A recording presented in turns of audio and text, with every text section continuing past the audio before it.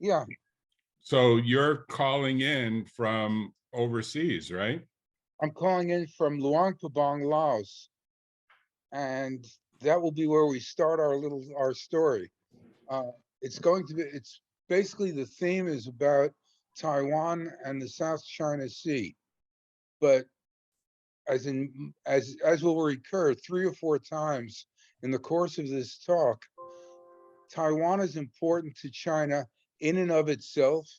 It completes the historic mission of the Chinese Communist Party of reuniting the country. It's also important because it has wider geopolitical implications. So I'm just going to let the first point alone. Taiwan is important to China because it is, and spend most of my time on the wider geopolitical implications. Right. And we should tell the audience that the reason that this is all coming up is we've gone back and forth several times with the question of what's the bigger thing here that the US has to worry about? Does the US Yes, have to worry about the invasion that's already occurred of the Ukraine by Putin and Russia? Or they have to worry more about what China may well do in parallel with the those are Ukrainians? actually related, and I'll get back at the very end of the talk about what I think the relationships are. Yeah, please start. I mean, the Yeah, background here is we've gone back and forth a few times on what's going on in worldwide geopolitics, and you've sort of semi-retired as a professor from UC Berkeley with expertise in geography. You and I go back over 30 years from when we were both working as lawyers at what's now Fenwick and West, previously well, mathematically speaking, it's more than 40. more than 40 years. Wow. Yes, Okay. yes, It's quite a ways back. And that's when it was Davis, Stafford, Kelman, and Fenwick. And then it became Fenwick, yes. Davis, Stone, Davis, and West, and Fenwick, Davis, and West, and now finally Fenwick and West. So let me start with I've got 6 maps. This is number one. Mm-hmm. This is what is called an establishing shot in cinematic terms. Okay, it's basically the big picture of Asia. Why I said this will be about geopolitical implications of Taiwan. These are what the geopolitical implications are. So Taiwan is basically at point B on the map. Okay, Right. um, to the north of Taiwan are Korea and Japan. To the west is China. Okay, so that's on one side, that clump of large and still growing industrialized states. On the other side, point C is the Persian Gulf, and point D is the Suez Canal. So all the manufactured, not all, but all the manufactured goods in China, Korea, Japan, and Taiwan that are destined for export to Europe go through the Suez Canal. All the oil that keeps those advanced industrial economies growing comes from the Persian Gulf, point C. Mm-hmm. Okay, so you've got eastbound traffic going past Taiwan to to Europe, and you've got and you've got oil traffic going from the Persian Gulf again to those industrialized countries. All of that traffic, both eastbound and westbound, goes through one tiny point, which is point A. This is called the Strait of Malacca. So as you can see, if you're sailing a ship, you go down the East China Sea through the South China Sea through point A and then to the west. Or if you're an oil tanker, you go the other way across the Indian Ocean, okay, through point A again, and then up to Vietnam or to South China, Hong Kong, or past Taiwan to on the west to Korea, or past Taiwan on the east to Japan. Everything is focused on the South China Sea and specifically its southern entrance. Okay, that's the Right. big picture geopolitically. And you really are talking about ship traffic. Yes, Airlines don't care about any of this, and the reality no, is ship traffic is pretty important because the oil can't get on right. airlines, It, right? I it's mean, ex- right. It's exclusively the energy traffic from the Persian Gulf is exclusively shipped. There are railroads now connecting China and Europe, so there's a partial alternative to ship traffic for Chinese exports that does not apply to Korean exports or Japanese exports, and Chinese exports actually prefer the shipping as well. So, so going past Malacca, Singapore, by the way, is on the Strait of Malacca. That's what makes it an important place. Busiest by far shipping route in the world. Notice that if that route were blocked, China could not get any oil. Or Mhm. conversely, if China dominated that part of the world, it would have Korea, Japan, and Taiwan by the throat. Okay, so this is absolutely critical, both for China, China's security, and for Korean and Japanese security. And unless they all become friends, there's a kind of irreconcilability about this. I mean, who's going to be secure? It would be hard for both to be secure. So that's the big picture. Let me now go to map 2. Right, but let's just say something about the big picture here. We're talking about energy in the form of oil, which Yes, is really, regardless of what Elon Musk likes to say about it's going to be replaced and we're going to have a future that's carbon free. That is a pipe dream of maybe the next 100+ years from now at yes, best, right? yes, I agree with that. If we came back in 100 years and found that everybody was doing uh, radiant energy from satellites or whatever for the next 100 years, the geopolitics we're now discussing will be valid. And by now, I mean the next few decades, half a century at a very minimum. Everything I'm saying now is going to apply. Right. And China has been of the view that it's one country, two systems for a long time, both with respect to Hong Kong, which now seems to be almost fully integrated in China, obviously a Yes, separate and topic. the moral of Hong Kong, as far as Taiwan is concerned, is that they're going to eat us alive, basically. I mean, Taiwan is not looking forward to being the next Hong Kong by any means. No, and Taiwan wants to be remain independent, Yes, and the they have a US, much higher standard of living, and they're in control of their own destiny. They're not at the beck and call of somebody in Beijing. right, and the US seems to be of the view that a transition can happen, but it has to happen peaceably, presumably with some voting or something else that would somehow allow it to transition, as Yeah, opposed they'll to be waiting something. half a century for that as well. I mean, that's just not going to happen, right? No, Realistically. I mean, the Taiwanese show less rather than more appetite for being reunited with China, and Hong Kong is one of the reasons for that. Right. So this is your map number 2. Two, there are two stories I'm going to tell with this map. The Mm-hmm. first story involves points A, B, and C. The story starts, it's kind of a shaggy dog story, but we will get there. Mm-hmm. The story starts a year ago. I'm in point A, which is Luang Prabang, the royal capital, old royal capital of Laos. Point B is Kunming in China, the capital of Yunnan province. Point C is the national capital of Laos. Okay, so there I am 100 years ago.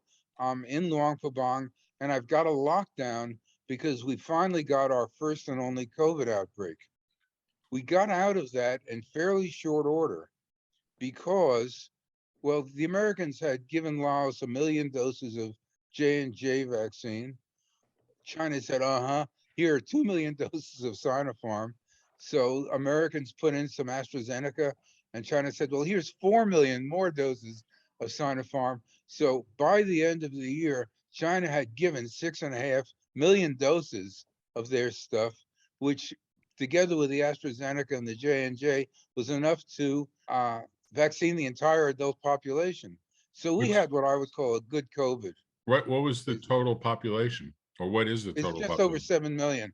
We Okay. had 700 fatalities, or a fatality rate of 1 in 10,000. You in the United States are at 1 in 300. In other words, we had an excellent COVID compared with many, many other countries. Well, you would say you almost had as good a ratio as the Chinese have had. The Chinese are claiming that they've had very few deaths, right? Yeah, their numbers are what they are.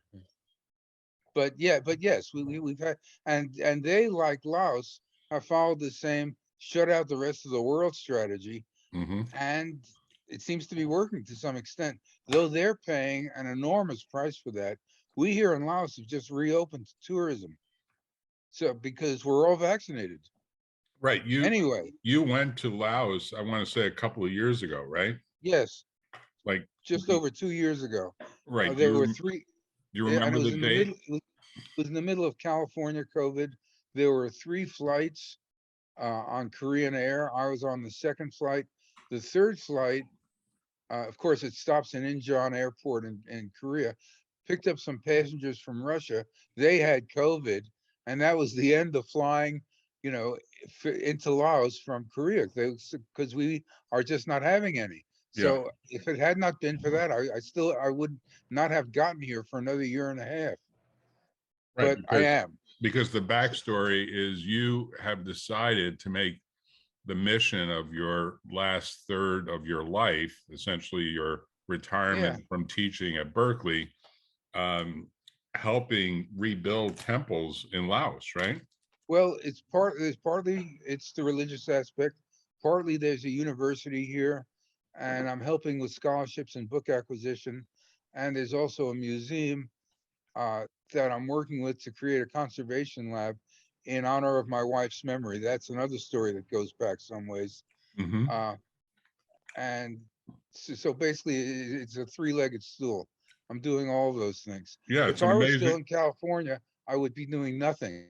right. It's an amazing story because I you've mean, kind I'd be of unemployable, dedicated, right? you've Right. de- I mean, you've dedicated your wealth and you've dedicated your time and you've dedicated your energy, um, and my money. and your money. Hmm. Yeah. But the thing about Laos is I can live on Social Security and save money here, basically. And I'd be a starveling in America. And I've got all the money that Bonnie and I accumulated to use for good works. So it's ideal. Yeah, the people in Laos should give you the equivalent of the Nobel Prize, whatever that is in Laos, right? Well, I may apply for honorary citizenship. I'm looking into that. You may provide Anyway, anyway, you may provide them with money for giving such a prize in the future. yes. If you, I'm also an investor. I've got some land here. If you're an investor and you do good works and you have professional work going on, then it's possible you can become an honorary citizen. Right. So we'll You don't, see. but you have a visa right that allows you to stay. You don't need to leave at all, correct? No, that's right. As an investor, and of course the money stays here. As an investor, I have an annually renewable visa. So But Laos may be the retirement haven that most Americans have no friggin' idea about, right? no, that's right.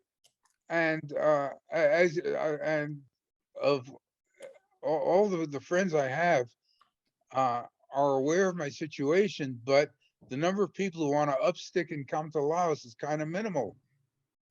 Go Well, figure. there's not really an expat community there the way there is in Mexico There's a and small one. Costa It's Rica. half European and half American, but not very big. It's really not. Uh, I've said that immigration has several factors as a pull factor. Bonnie and I have been coming here since 1998. Okay, I mean, we laid the foundation years and years ago, and the foundation, of course, has been built upon since then. But without the foundation, it's really, hey, how would you like to, relocate to Kyrgyzstan? I mean, what? It's just too off the wall for most people. So just as a footnote, what's the weather like this time of year, November? The weather is perfect. This is really the best time of year. Today, the temperature will go up to the middle to high 70s. There's not a cloud in sight. Um, the it's quite humid and wet in July, August, and September. It's quite hot and dry in March, April, and May. But now, October, last half of October through New Year in January, excellent weather. And Excellent. no storms, no precipitation, no No, hurricane. not now. We had some heavy thunderstorms back in September, but that's all over now. And in terms of climate change, the northern countries like British Columbia, 54 degrees or rather 122 degrees, if you can imagine that. We're not changing here by the closer to the equator for some reason. Mm, that's good. So yeah. So I'm not expecting a problem. Anyway, back to our story. Yep. So we had China giving a bunch of vaccine. This is not the only intervention that China has made in Laos. During that same period a year ago, a railroad was completed from Kunming, point B, through Luang Prabang, point A, reaching the capital Vientiane, point C. Okay.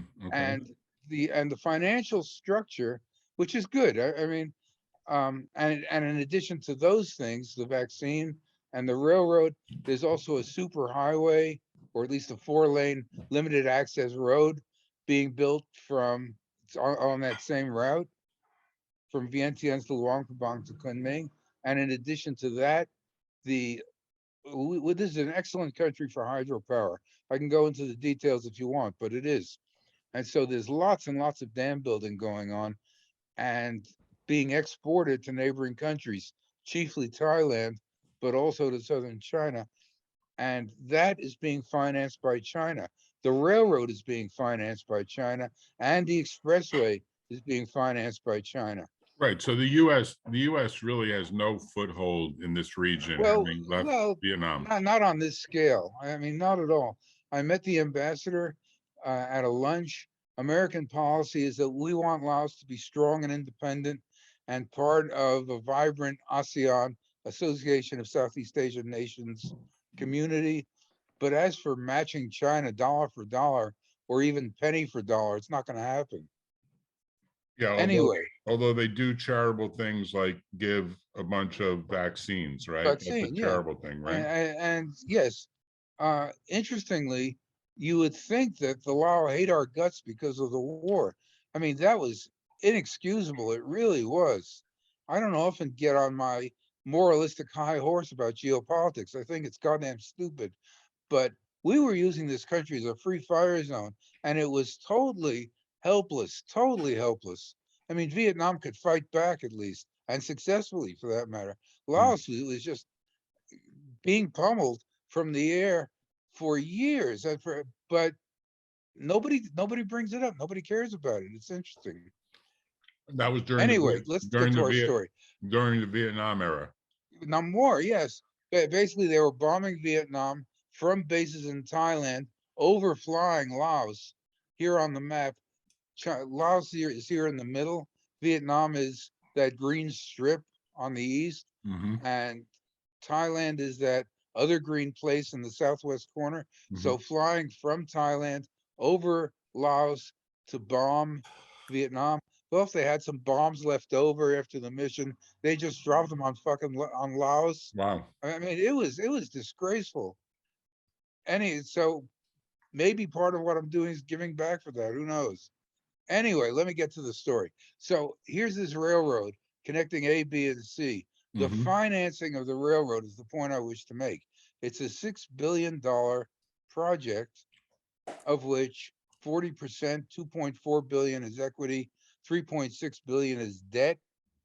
Okay. Laos has borrowed the 3.6 million from China Billion. in order billion in Mm. order it's a railroad in order to create the railroad. As for the 2.4, it's a joint enterprise between China and Laos. Laos borrowed its share of the 2.4 from China to be able to buy the stock.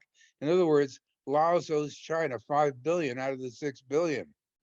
And this reminded me of something. Let's go to map 3 just Okay. for a second. Okay. Hold on. Okay. So China is all in, it sounds like. Well, and the question I'm going to ask is why? And again, this is like a dual use situation. I mean, yes, they are able to receive rubber and what else do we do here? Tropical hardwoods, and I suppose some rice. We have agricultural surpluses go to China. China can send manufactured goods here to Laos. So the railroad serves that purpose, but it also serves a larger geopolitical purpose, as we'll discuss.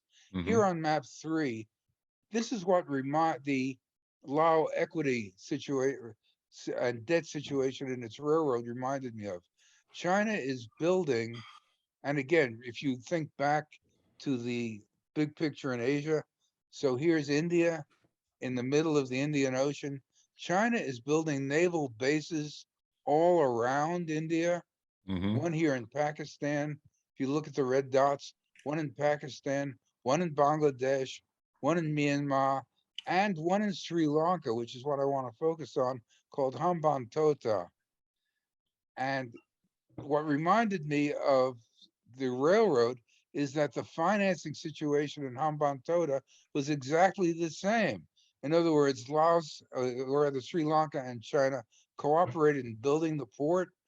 The financing was all Chinese.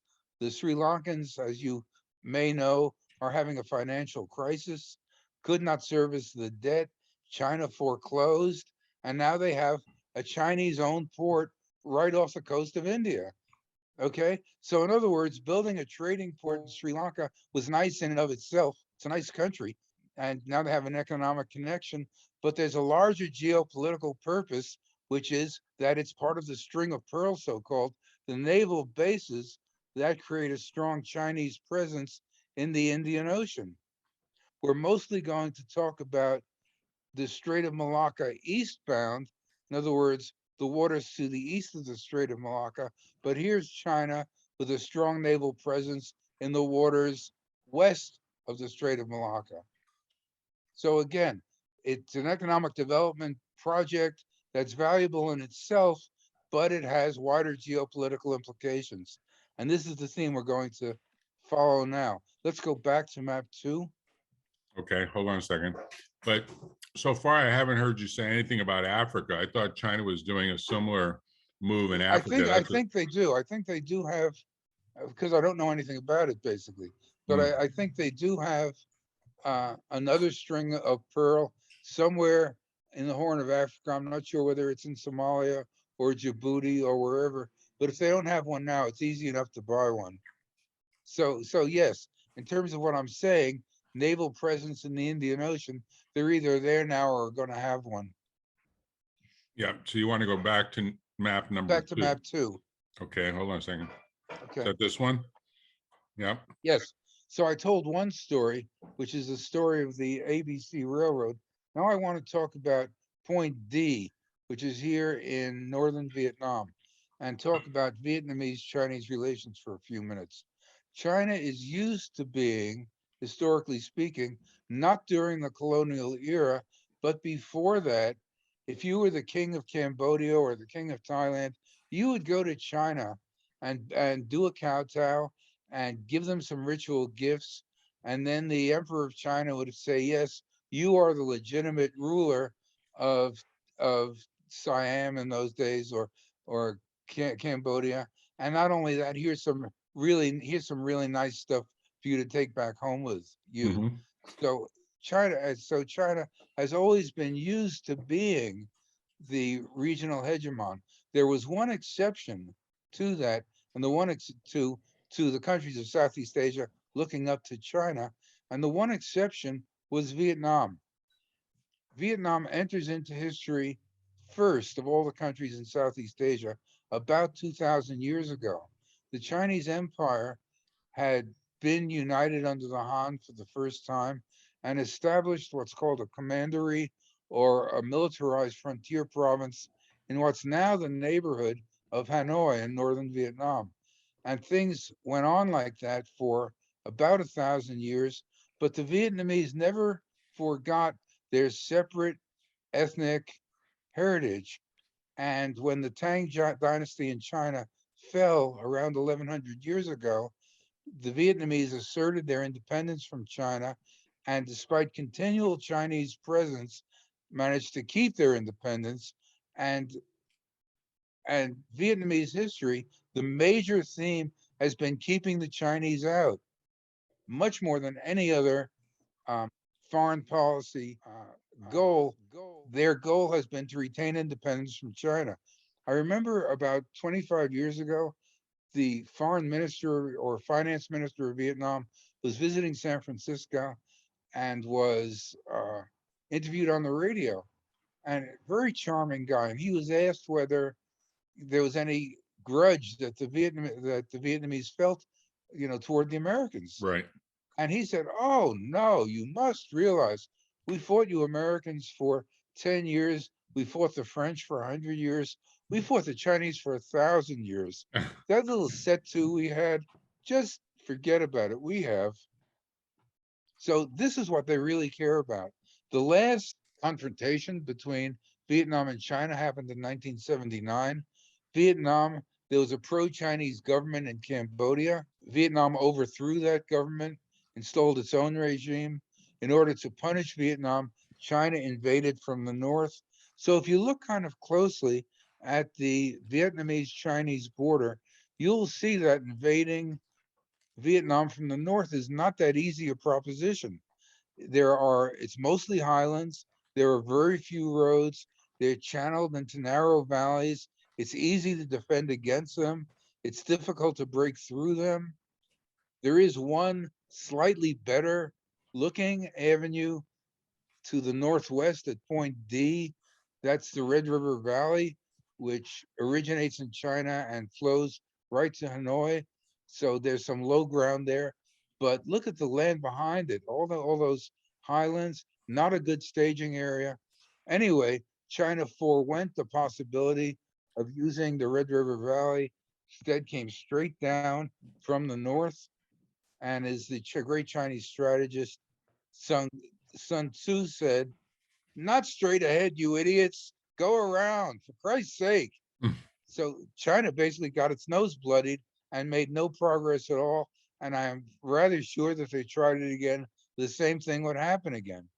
So what are they planning to do about this if they wish to assure Chinese hegemony in mainland Southeast Asia? The only holdout is Vietnam, and they can't take on Vietnam going straight down. So go around, as Sun Tzu said. Now look at the Lao Vietnamese border. Okay, it's long. It's 1,000 miles long, and Vietnam has no strategic depth at all. In other words, if China dominated Laos, and given the fact that it's going to own the railroad, the road, the electricity network, okay, and the medical services, there's a good chance that China will dominate Lao foreign policy. I should add right now that Laos wants no part of geopolitics at all.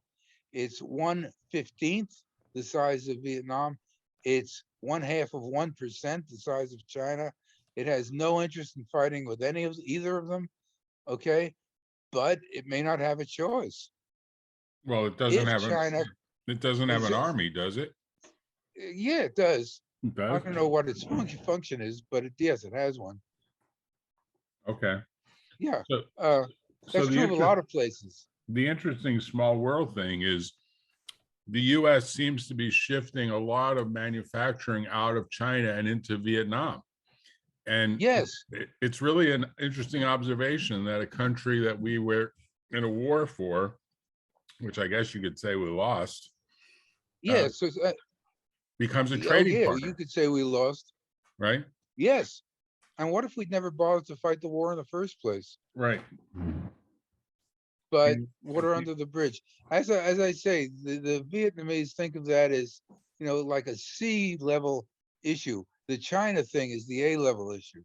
At any rate, to go back to my theme, all this business about the railroad and the electricity network, they're nice in themselves. They also have the wider geopolitical implication of opening up Vietnam's land flank to Chinese penetration. Mhm. Okay, so here we have Vietnam, and if we look at it this way, with the Chinese presence to the west and Laos, if we now go to map 4, we will Mhm. follow this up with the Chinese presence to the east. So the big picture is China will eventually attempt to integrate all of these different Yes, locations. I'm saying that it's interested in Laos because yes, we get some rubber and tropical hardwood, but the real point is geopolitical, and it's the geopolitics of mainland Southeast Asia. In other words, bringing Vietnam to heel, that is the real point. Yeah, oh, by the way, I could not begin to do this talk without the visuals, so that is really helpful. Yeah, the maps are key, right? There's no two ways Yes. about that. So now we're finally getting to the South China Sea, and now we can finally get to Taiwan. Because I think it's pretty clear that this Chinese issue with Taiwan is not going away, right? No, even if none of the things I'm about to say were true, even if we had some sort of anti-gravity aircraft connecting every place in the world so that sea traffic didn't matter, China would still want to take back Taiwan and reintegrate the country. So that's China Taiwan in and of itself. But again, political implications are what we will now turn to. That's four. Okay. South Yes, China Sea. okay. So here we are. Here's Vietnam. Okay. Here's Hong Kong, Hainan. Point B is the main Chinese naval base in South China. Here's point A is Hong Kong and Shenzhen. Our old friend, the Strait of Malacca, point C. So again, China is interested in the South China Sea, partly because of the implication it has for the game of for the Vietnam game. We have Vietnam between Laos, that's the land, half of the Nutcracker, and now if the South China Sea were Chinese rather than international, that would be it for Vietnam, right? I mean, Vietnam would have no exit at all, and there would be no possibility of Vietnamese independence. So if China dominates the South China Sea, that's the end of the Vietnam game. On the other hand, if it does not dominate the South China Sea, what if the main bases that the Americans were using in the Vietnam War, Cam Ranh Bay, point E, Hmm. is the naval base, Da Nang Air Force Base, point D, is the air base. What if Vietnam decided to lease those back to the Americans, which it could easily do? Hmm. Okay. Then the South China Sea game would go into stalemate, and China would never dominate either Vietnam or the South China Sea. So completing the encirclement of Vietnam is key both to the Vietnam game and key to the South China Sea game. So again, we have this pattern of doing things that are interesting in and of themselves and doing things for their wider implications. So I will now turn to those, and finally we'll get to Taiwan. If you look very closely, there are 9 red dashes in a kind of U shape. Hmm. Yes, surrounding the South China Sea. Those 9 dashes are called the 9-dashed line. It was first put on a map in the 1930s, pre-war and pre-communist, in other words, by the nationalist government, claiming that these are Chinese territorial waters, which was just a joke. Okay, the South China Sea has always been used both commercially and by the warships of other countries, the American Navy, for example. Hmm. Okay, normally foreign navies don't go sailing through other countries' territorial waters without getting permission first. Right. And commercial vessels don't go without having notified first. No one has ever bothered to ask China if we can sail on the South China Sea. China can claim that these are territorial waters, but no one else has recognized that, and they're not likely to either. So China has made this claim, which until now has been just there, been just an empty claim. But that is now changing. Aren't they China built? has Aren't they building some actual islands as well? exactly. Now let's go to map 5, and I'll tell you about them. Okay, hold on a second. One thing about Laos, you learn to be patient. You really do. Yeah, I I mean, bet. if something takes another minute, then it takes another minute. You don't, start to breathe heavily through your nose about it. You learn to be patient, but the internet works pretty well there, right? Today it does. We're lucky. I would say about 10% of the time it doesn't, but so far so good. Yeah. Good. So here we go again. Here's the 9-dash line again. About 12 years ago, if I remember correctly, China had made this claim No one had ever taken it seriously. Then they announced that this is not merely a claim, but it's a vital national interest on par with our claim to Taiwan and our claim to Tibet. That means they not merely will not negotiate about it, it's a vital national interest. We will not give it away. We will not even discuss it. Okay? It's as if somebody asked the United States to talk about the sovereignty of Long Island. Are you kidding? Okay? We wouldn't even respond to something like that. So in order to make good its claim that these waters are Chinese waters, several things have happened. Point A is called the Paracel Islands. It's a string of islands off Vietnam. In the ending days of the Vietnam War, when the Vietnamese or former Republican Vietnamese government had other things to worry about, China grabbed these islands and has kept them ever since. The other bunch of islands is called the Spratly Islands, point B. These are several hundred little atolls. Some of them go underwater at high tide. Okay, just little scraps on the map, but they're there. In 1994, if I remember correctly, China showed up at point C, which is wonderfully called Mischief Reef. I mean, could you ask for anything better? It's quite close to a Philippine island called Palawan, and basically started building a little base there with prefab buildings and so forth. That set off a scramble of all the other countries with an interest in the Spratlys, including Vietnam and the Philippines and Malaysia and Taiwan, and each began putting little bases on various parts of the Spratly Islands. Then, about 6 years ago, China began taking these little specks and turning them into real islands, Mhm. building them up, not merely islands, but islands big enough to have air bases on them. And now it has several.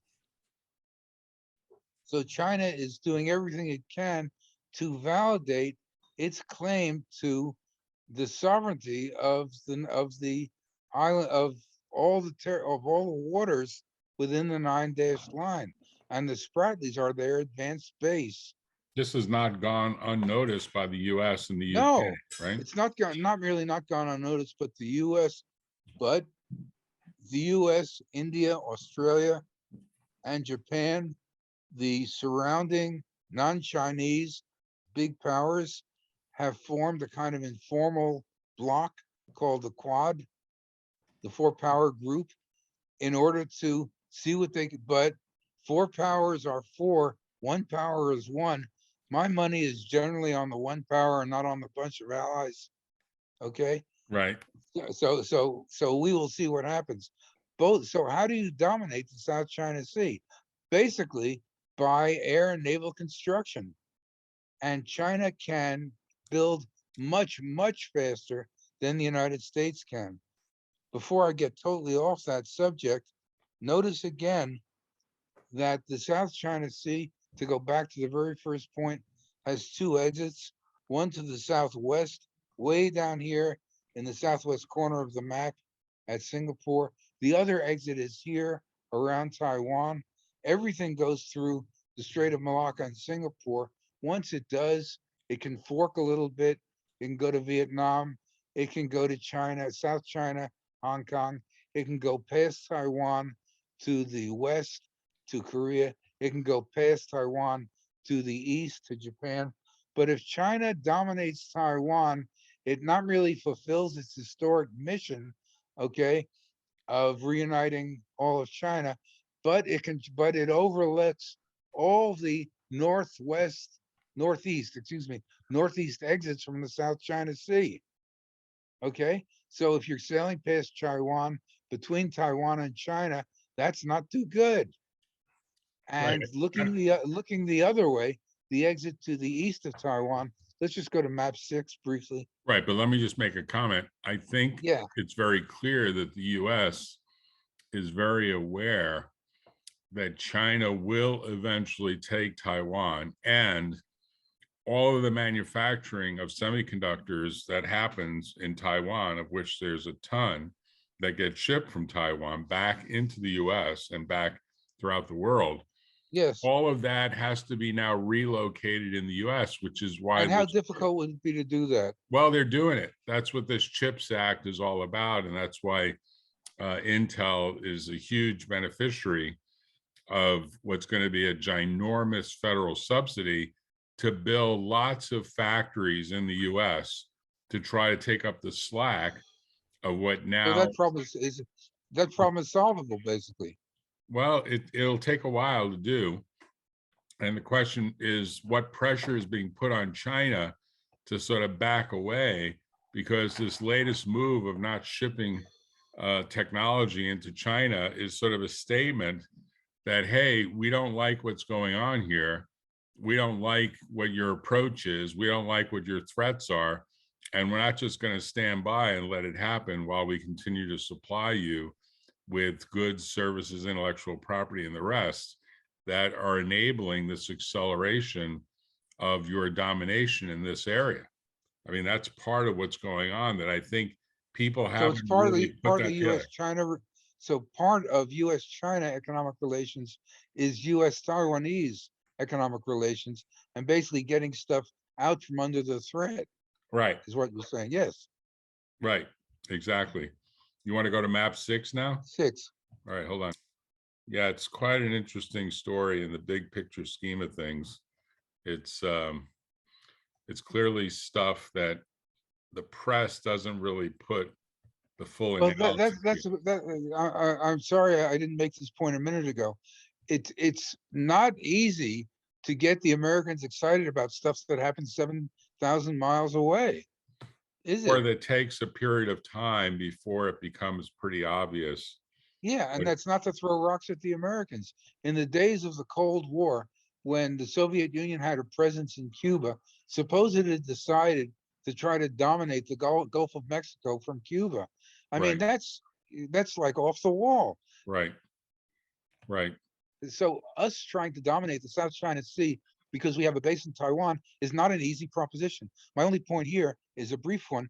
The exits from the South China Sea toward Japan and the Pacific go go between Taiwan to the north and the Philippine island of Luzon to the south. Okay, those are not. It's about 200 miles. Those are not open waters. Okay, they're again these little atolls and whatnot. There's one main shipping channel which is closer to Taiwan than it is to Luzon. There's a secondary channel even closer to Taiwan. If the Chinese dominated Taiwan, they would dominate all the exits from the South China Sea, is my hmm point.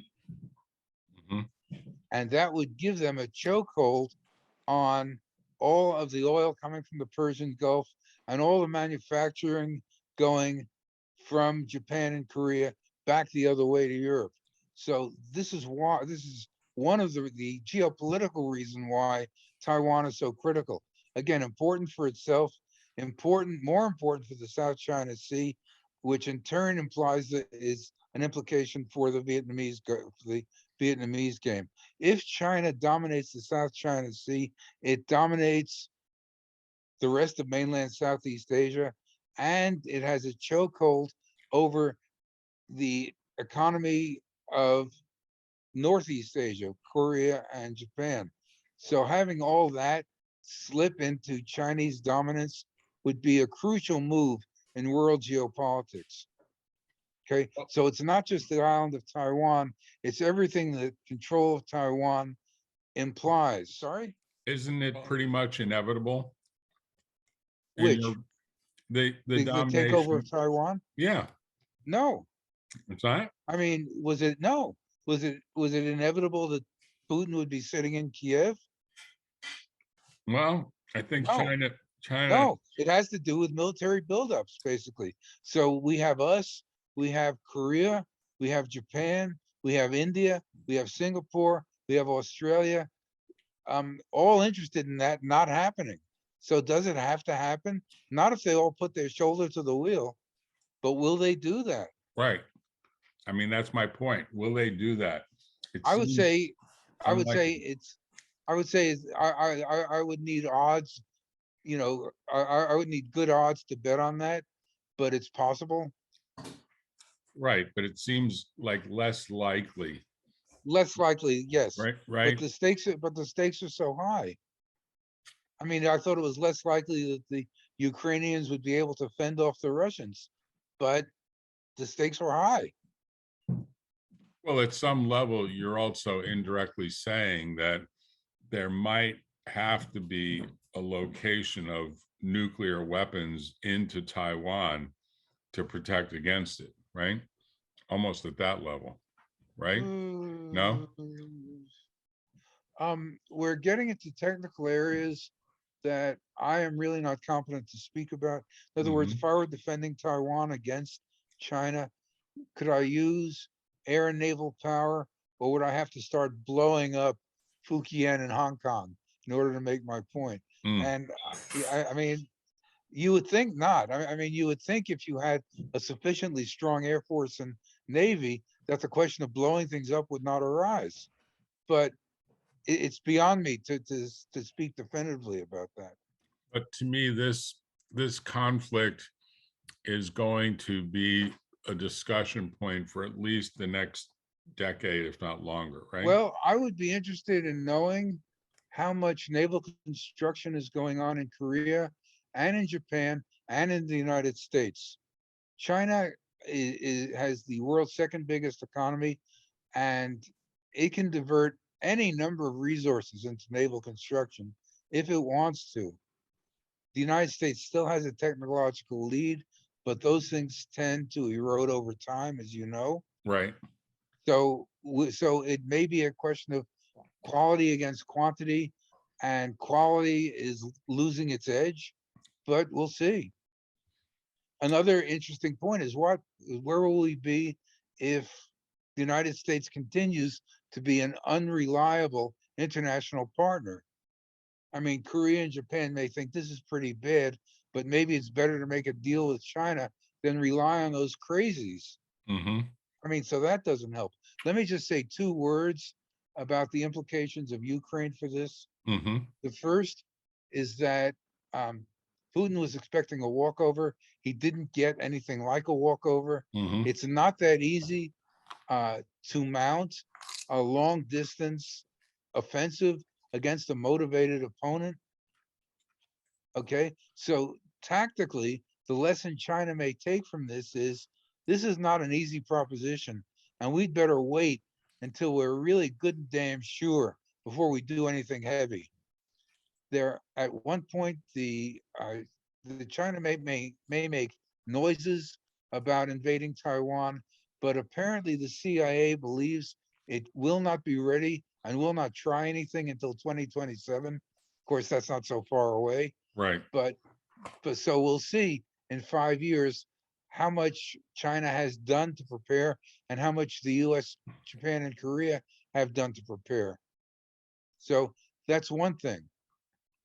The other thing, strategically, the Ukrainian war is an excellent thing for China. We have been trying since the days of Obama to repivot away from Europe toward Asia.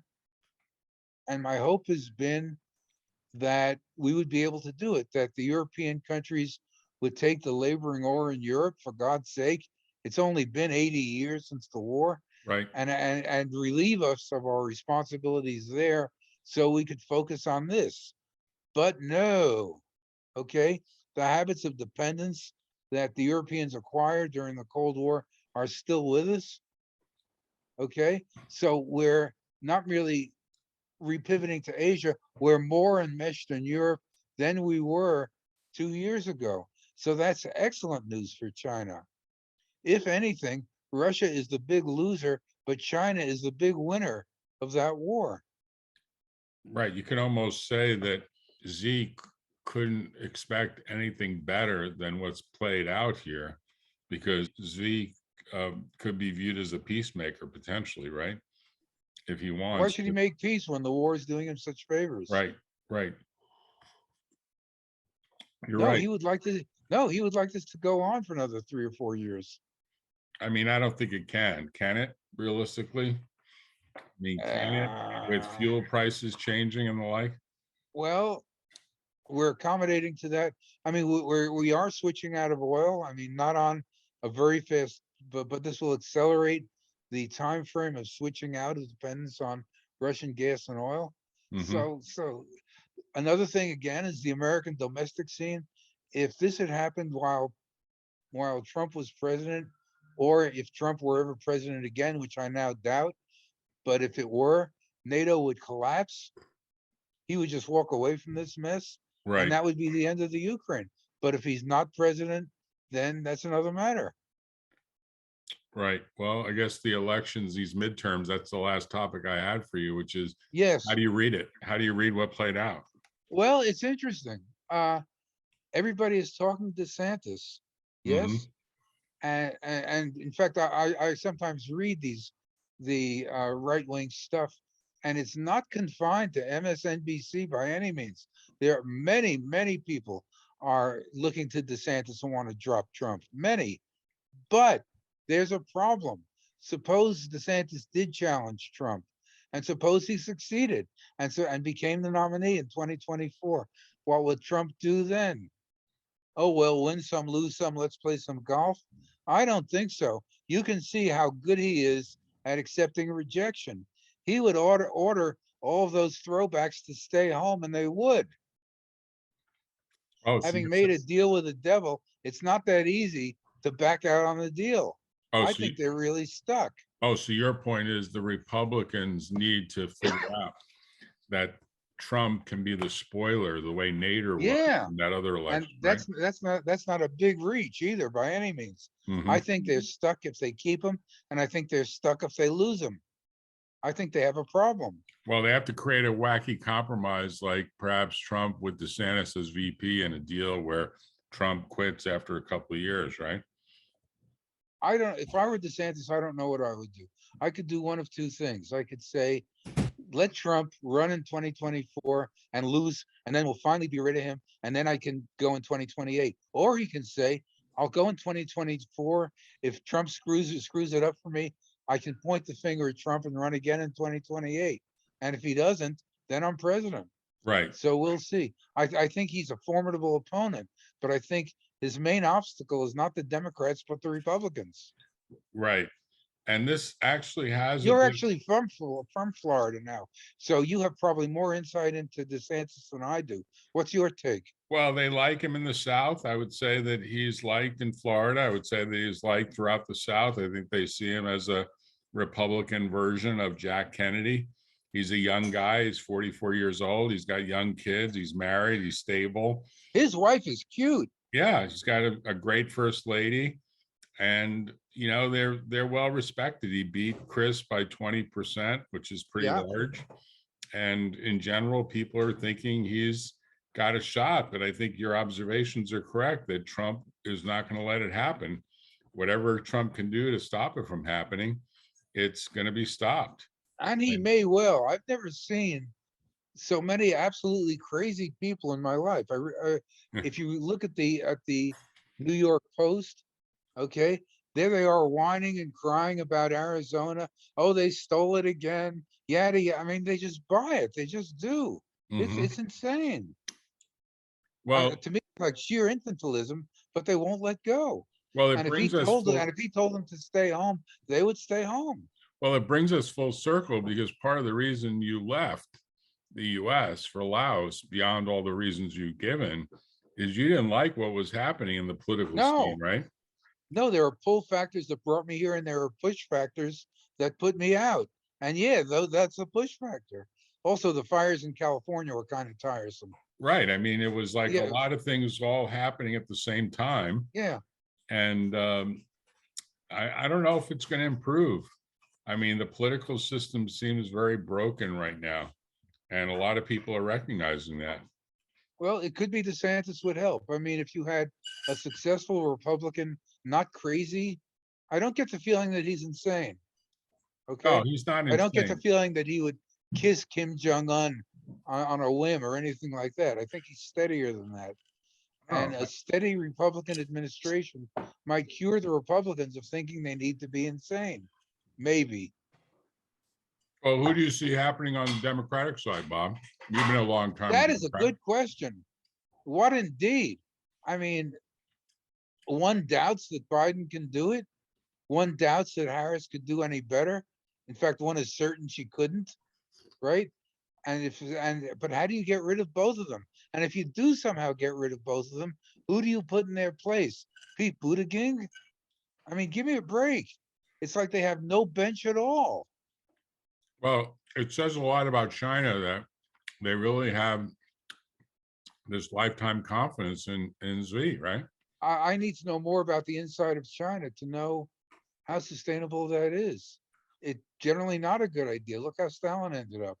Hmm. I mean that kind of thing makes you insane after a while.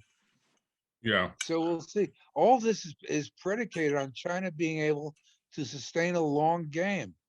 And if China were to have internal instabilities of its own, that would be a game changer. Taiwan is useful to Chinese political stability in that no one in China dissents from the long-term program of reuniting the country and expelling the foreigner.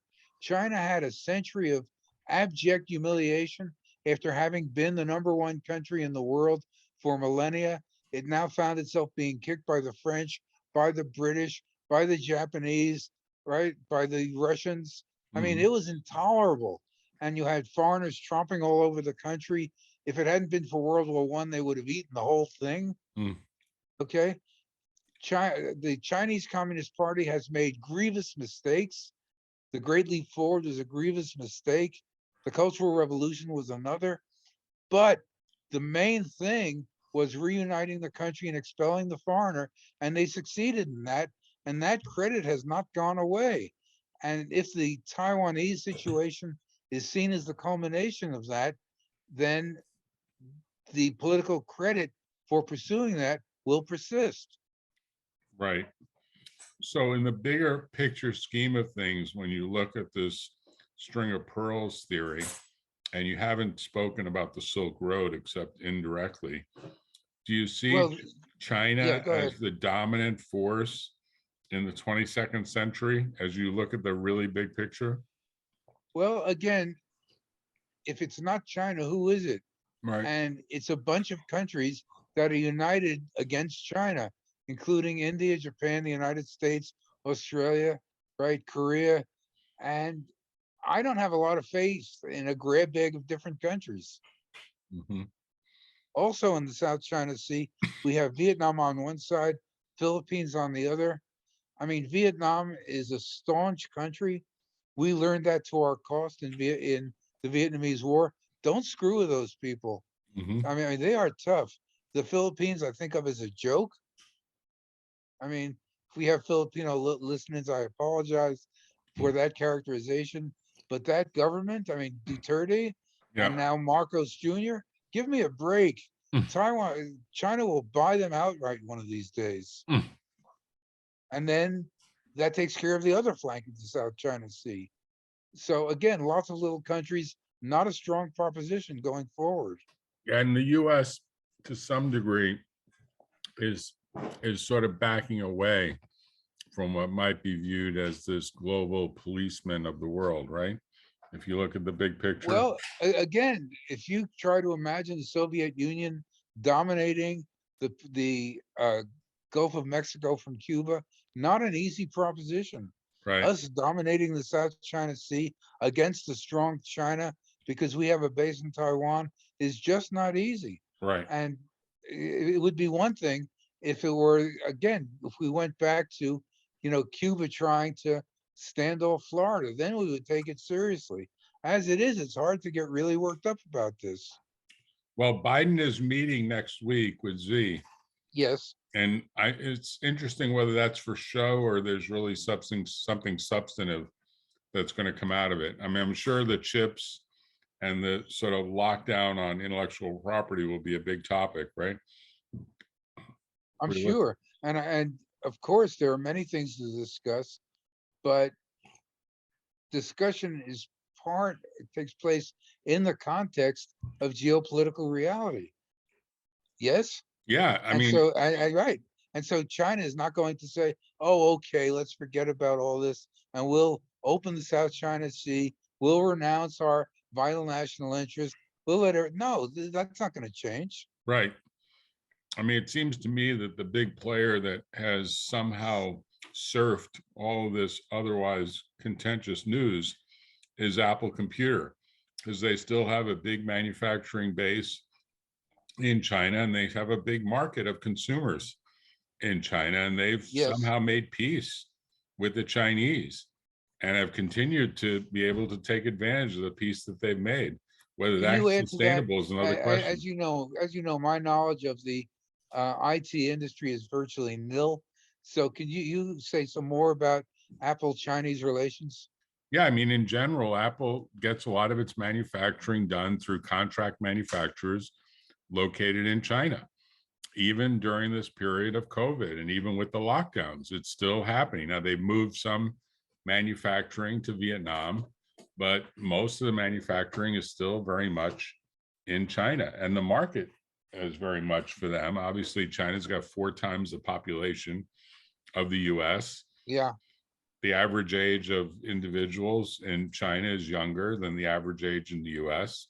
So that And must be changing rapidly because of the one-child policy.